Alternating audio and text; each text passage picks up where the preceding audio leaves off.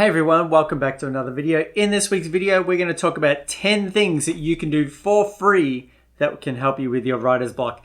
I know that it's hit all of us at one point during our sort of music creation career, or even if it's in other aspects of creating art, it definitely can hit you.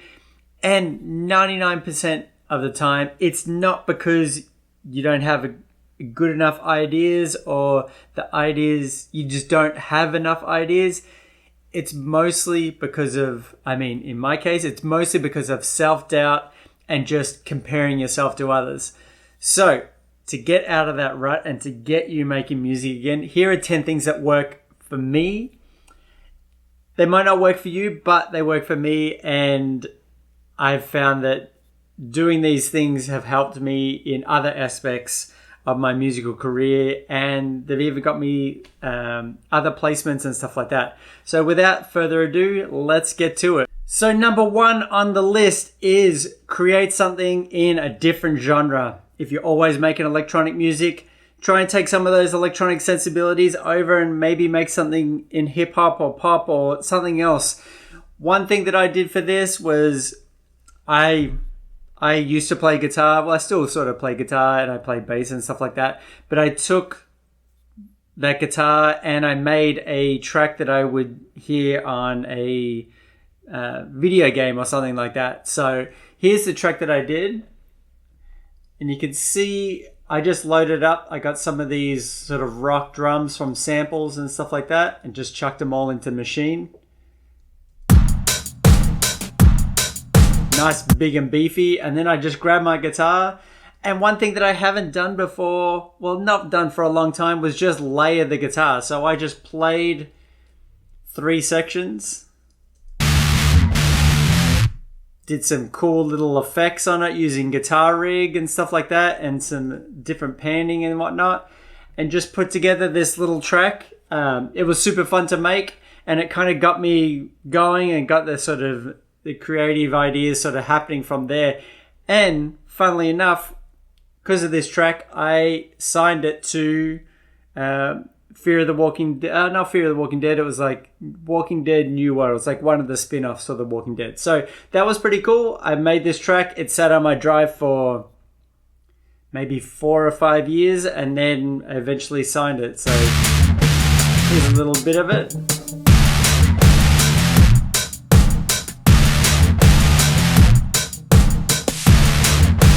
And as you'd expect, had to put some synthesizers in there as well. So I got some little bits in there, but it was cool just to do something a little bit different. So if you're a little bit stuck, this could be a good way to sort of get the ideas going by doing something different and out of the norm. Number 2 on the list is to create a sample instrument. If you saw my video from, I think it was like last September, October. I'll leave a little link up in there. I used one of these boxes up here and I created a sample instrument.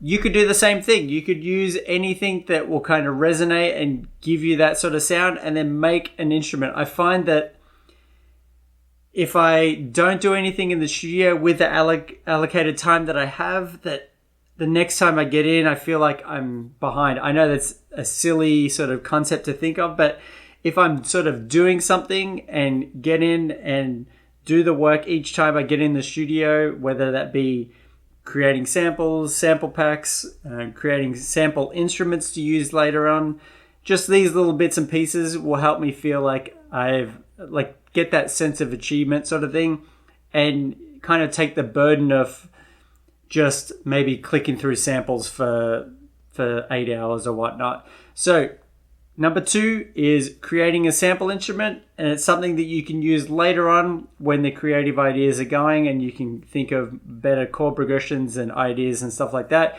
You can use that one-of-a-kind sample instrument that you've made in your tracks. Number 3 is going sample hunting. I find that this is a really good way to sort of get ideas going, is to grab that sample, put it into a track, and then start to manipulate it, move it, start to build a track around it, and then take that sample away so that you don't have to worry about clearance and whatnot. And then you can start, it's like kickstarted the creativity train, if you will.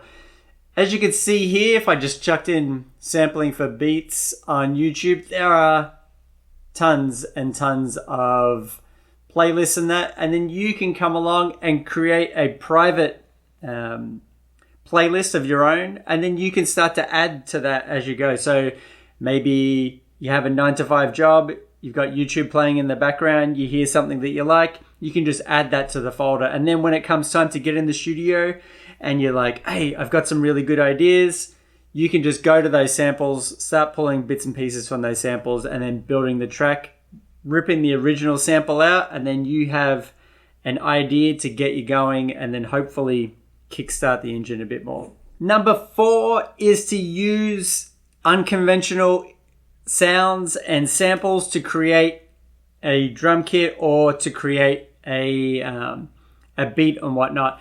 If you saw my video about found sounds, and I'll leave a link up above, you can just grab your phone, start to sample a bunch of percussive hits and whatnot, put them all into your DAW, create a little drum kit out of that, and then start to use that drum kit to make something super original.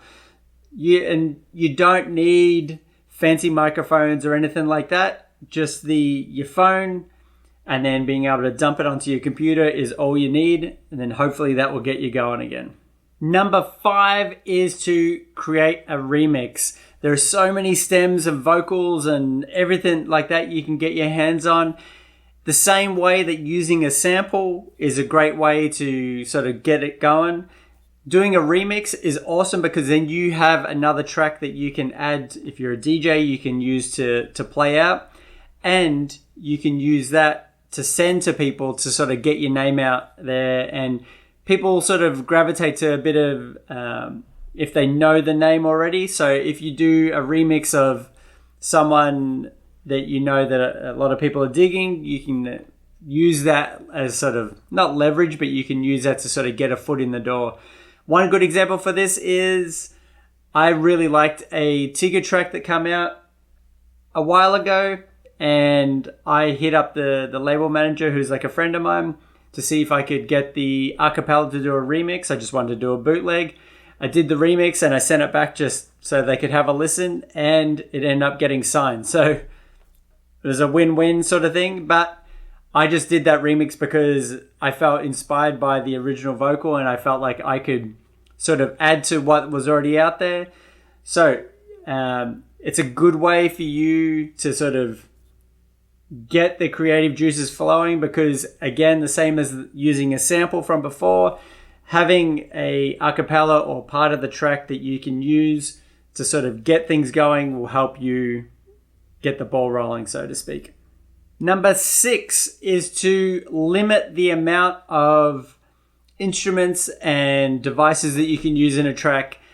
And one thing that I really love to do is to write ideas just using like an acoustic instrument, whether that be a guitar or a piano or whatnot.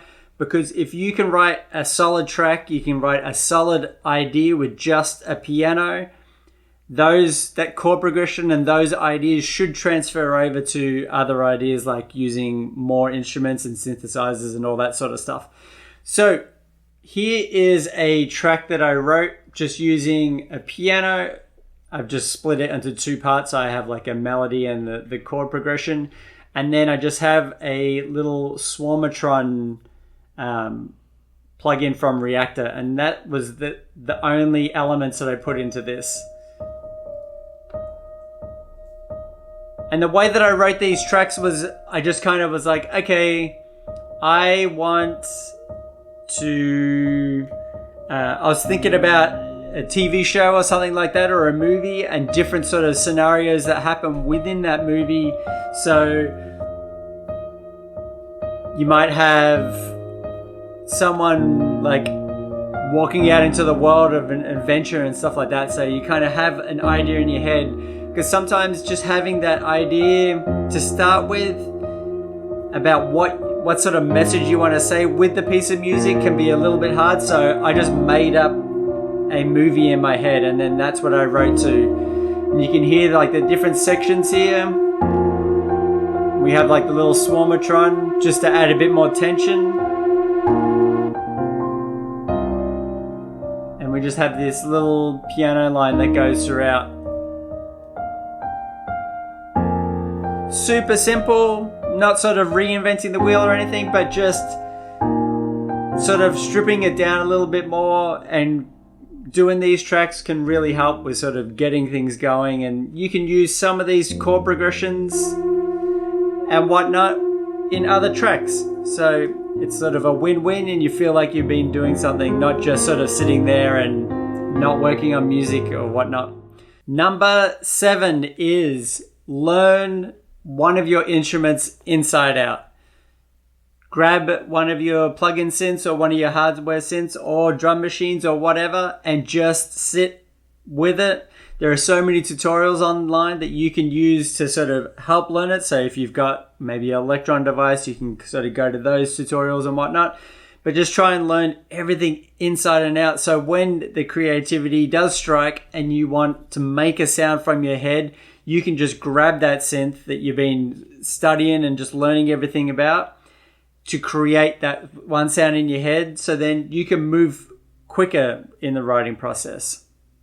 Number 8 is to use one synthesizer to try and recreate a whole song or just a drum beat, whichever you want, but just try and use that limitation to kind of really get your ideas going. And this kind of ties in with the last step about learning everything with your synth, is if you can make any sound with that one synthesizer, that will be your weapon for when you have that sort of creativity.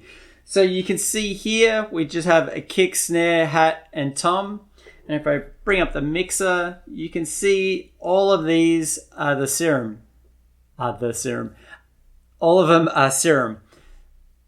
So if we just go through, super simple kick,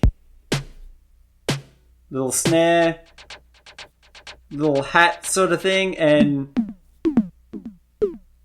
little percussive tom sort of hit. So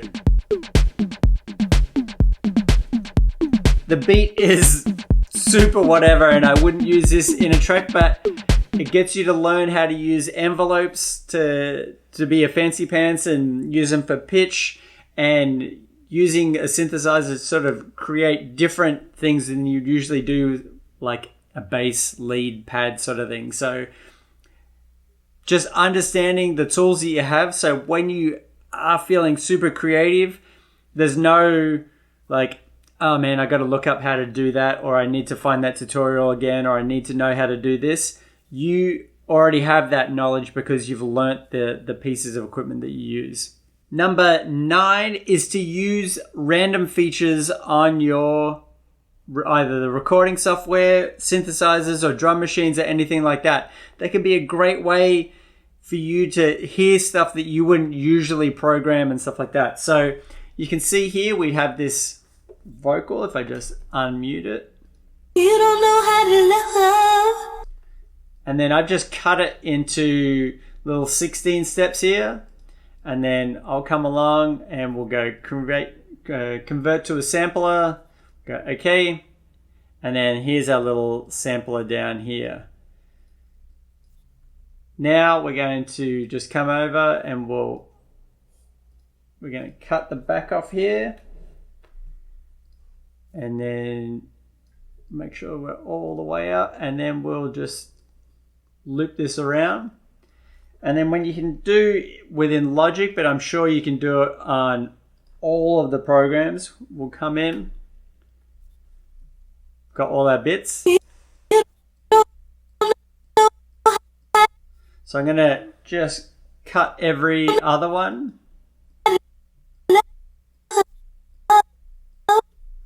And then we'll select them all. And then you can come up to here and go Functions, MIDI Transform. And then we'll go random.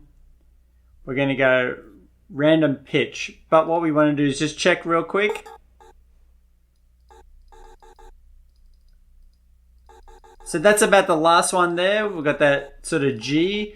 But I'm going to go all the way to C. So then we're going to get some blank in there as well. So we'll go C0 to C2. Function, MIDI Transform, random pitch. And then we got this little window here. We'll go C0. Oh.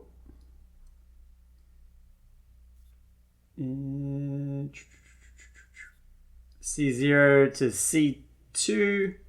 And we go select and operate. And there we go. And you just kind of go through, keep clicking.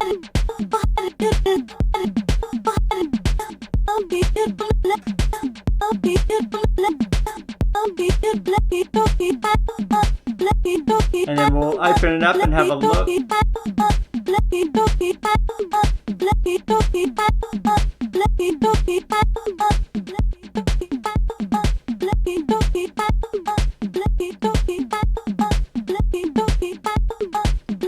Just sort of making it a little more percussive, and then we'll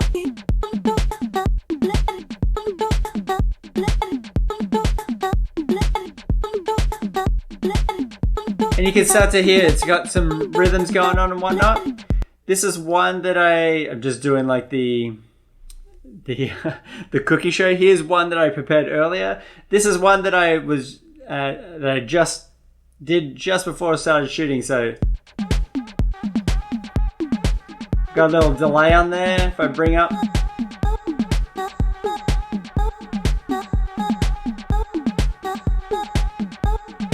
If I take the delay off.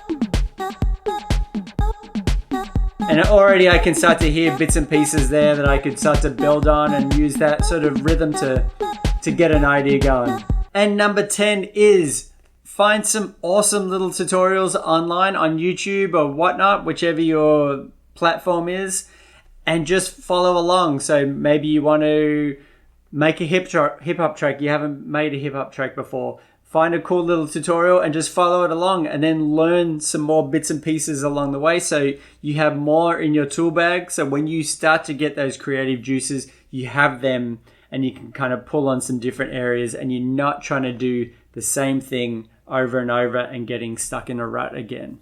So that's about it. We're giving you 10 tips that you can do for free to get out of the writer's block or creativity block.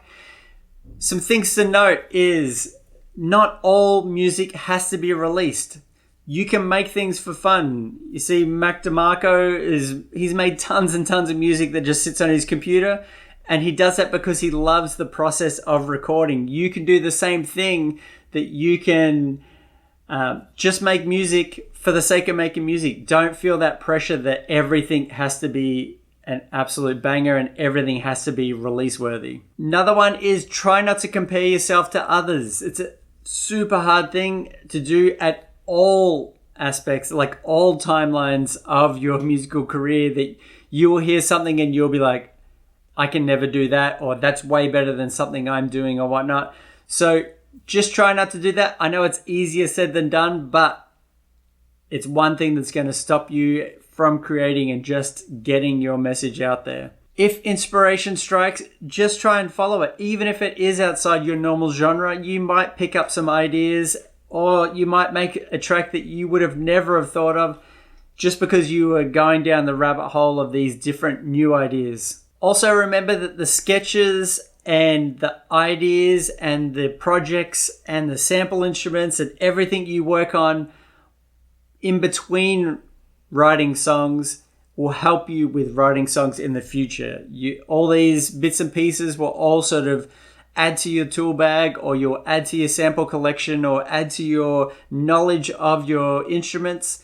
These things will all help you down the road. And lastly, remember that creativity can come in waves. Sometimes it's a big wave, sometimes it's a little wave. Just try and write it when you have the time, and when you have that sort of those ideas just going off in your head. We don't always have that luxury with everything in our life, but if you do, really try and take advantage of those times and make the most of it. And that's it. Hopefully this has helped you if you do have writer's block, or if it's just some different ideas about working. Maybe you want to try something new. Hopefully these kind of giving you an insight into some of the things that I do. And at the end of the day, hopefully I've inspired you to create something today. Until next time, see you later.